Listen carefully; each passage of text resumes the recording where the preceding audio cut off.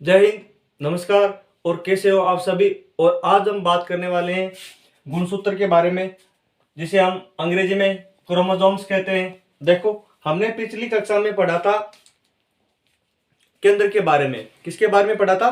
केंद्र के बारे में पढ़ा था। केंद्र क्या है, केंद्र का कार्य क्या, केंद्र को कितने भागों में बांटा गया है, और केंद्र में ही डीएनए व आरएनए होता है, और केंद्र में ही ये गुणसूत्र होता है। क्या होता है? गुणसूत्र है। और गुणसूत्र के बारे में हम आज पढ़ने वाले हैं। अब देखो, गुणसूत्र की खोज किसने की थी? गुणसूत्र की खोज की थी पुरकिंजे ने।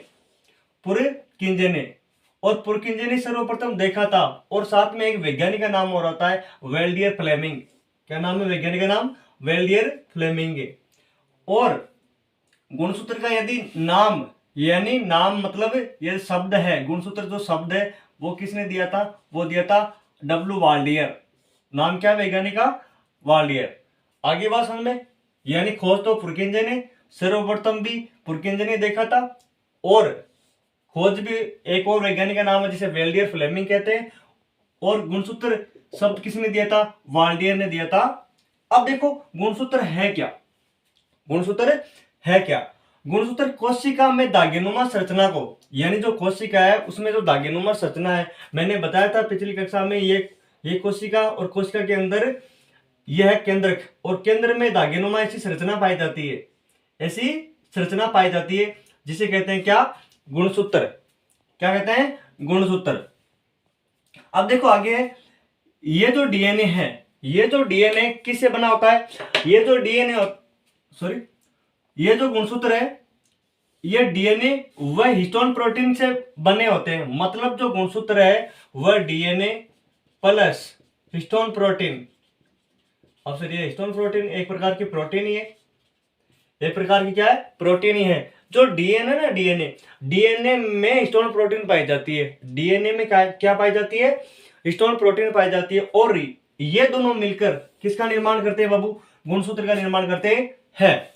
और ये जो गुणसूत्र है हमेशा कोशिका विभाजन के समय ही दिखाई देते हैं। अब कोशिका विभाजन का मतलब हो गया कि ये कोई शुक्राणु है, स्पर्म है, और दूसरा है अंडाणु। ये दोनों फर्टिलाइजेशन कर लिया, यानी निषेचन कर लिया, और निषेचन कोशिका विभाजन के दौरान ही ये जो गुणसूत्र है वो दिखाई देते हैं। आगे भाषण में दोनों मिलते हैं तो, यानी यहाँ जो निर्माण होता है जाइगोट का, तब कोशिका विभाजन होता है। तो कोशिका विभाजन के दौरान क्या दिखाई देता है? हमें गुणसूत्र दिखाई देते हैं। हमारी एक कोशिका में 23 जोड़ी गुणसूत्र होते हैं। 23 जोड़ी जो गुणसूत्र होते हैं हमेशा जोड़ी के रूप में होते हैं। किसके रूप में? जोड़ी के रूप में। किसके रूप में? जोड़ी के रूप में।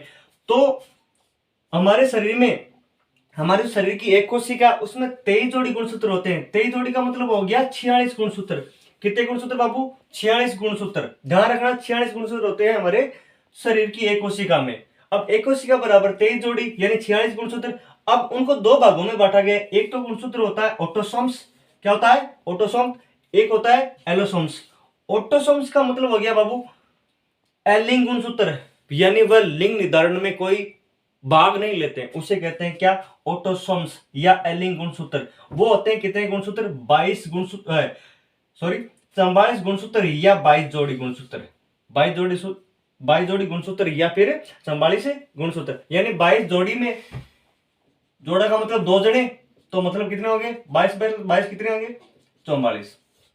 तो 44 गुणसूत्र हो गए ना।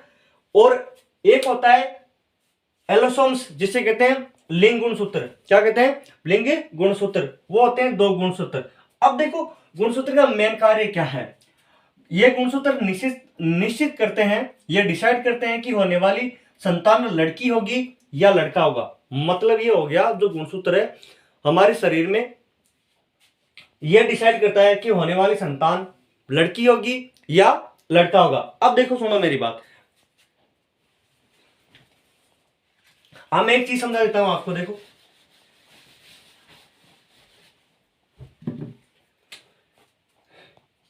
मादा है और नर है। समझना मेरी बात, ठीक है? मादा में जो गुणसूत्र पाए जाते हैं वह पाए जाते हैं अक्ष। कितने पाए जाते हैं? अक्ष। और नर में जो गुणसूत्र पाए जाते हैं वो होते हैं अक्ष वाई। ठीक है? अब एक चीज और नोट में इधर देखो कि मादा की एक कोशिका में भी 44 गुणसूत्र और नर की एक कोशिका में भी 44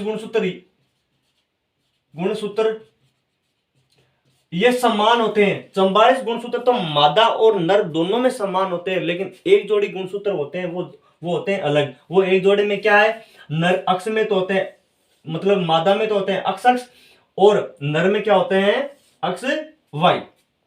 ठीक है, मादा में तो दोनों ही क्या है, अक्ष, लेकिन नर में एक तो अक्ष है और एक क्या है, वाई है।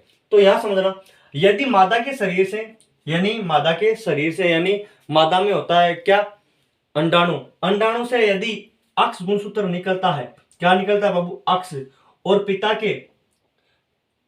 के जो शुक्राणु से यदि अक्ष गुणसूत्र आया तो होने वाली संतान क्या होगी, अक्ष का मतलब हो गया लड़की। क्या होगी संतान, लड़की होगी। यदि मादा से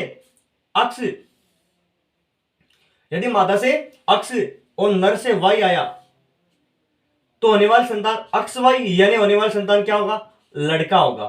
क्या होगा, लड़का।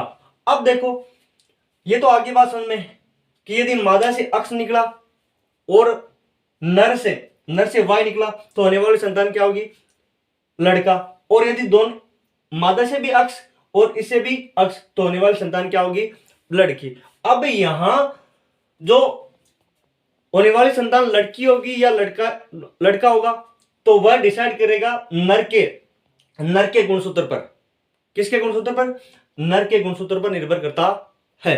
आगे बात समझ में या नहीं है, ये हमारा जो टॉपिक समझ में आया होगा। ठीक है, और यदि वीडियो अच्छा लगा तो शेयर सब्सक्राइब जरूर करना। ओके, थैंक्स, जय हिंद।